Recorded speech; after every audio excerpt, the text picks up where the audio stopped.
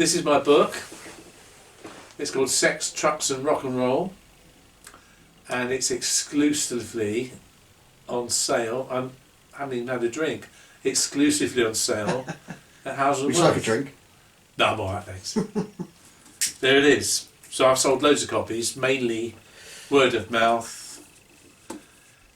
Would you like to go into a little bit more depth about the book? Explain to people what the book's about?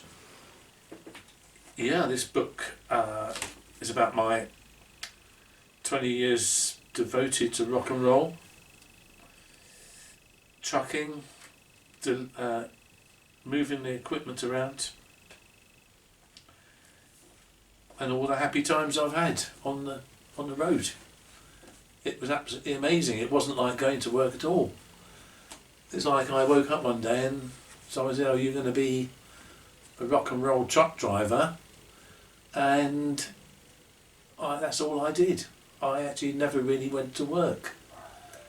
I just retired for 4 years ago, but it never felt like work to me. So you enjoyed it was great. Yeah. Oh you yeah, I enjoyed loved it. Yeah. it. Absolutely loved it. So with Sex, Trucks and Rock and Roll, this is the first book, but you do plan to write some more books. Ever so soon, yes. Book Yeah. number 2, which takes us up to 1983. So the first book here, Sex, Trucks and Rock and Roll, this is mainly based in the 70s, isn't it? Late 70s, yes. Yeah. Early 80s? Early 80s, I got to the part, early 80s. So the second book will cover bands like Elvis Costello, Duran Duran, up to 1983. I can almost feel the third book coming along. So can you give us a story which was from the era in your first book? Share us a story about some of the people that you met during the 70s and the early 80s. Maybe a story in the book, or maybe a story that's not in the book. Yeah. If you throw yourself into a 6-week tour, you become part of a family, if you like. So some bands you feel like part of the whole thing, really.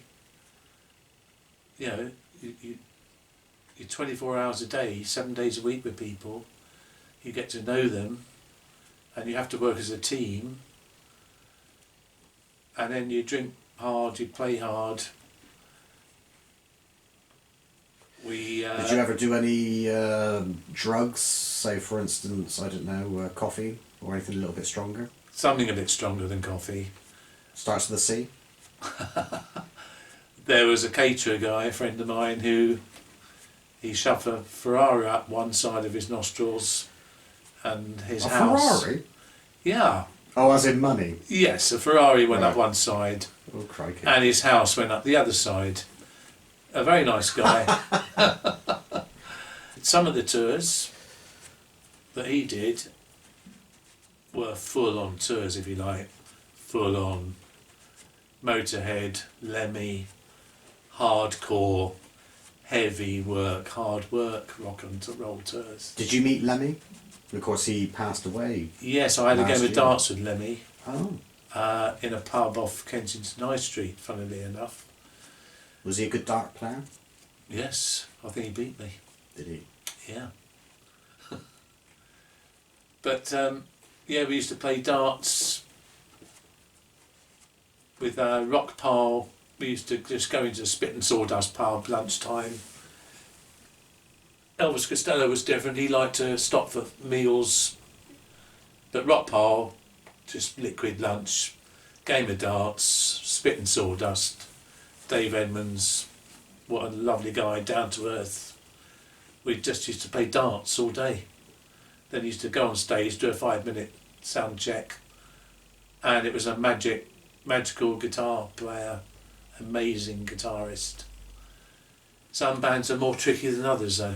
Am I right in saying after reading the book that you didn't really get on that well with Elvis Costello? That is true. We didn't understand each other, if you like. Can you elaborate?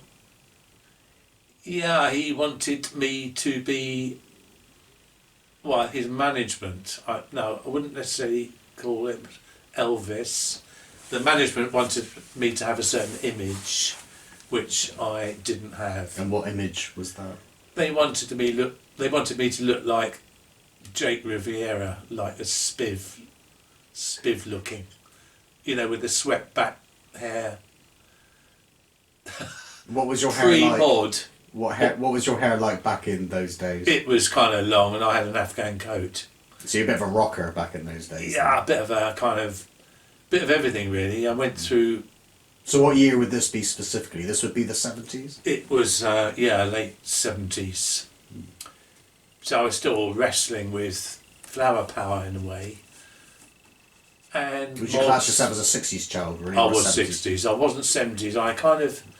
They were kind of playing at it, I thought.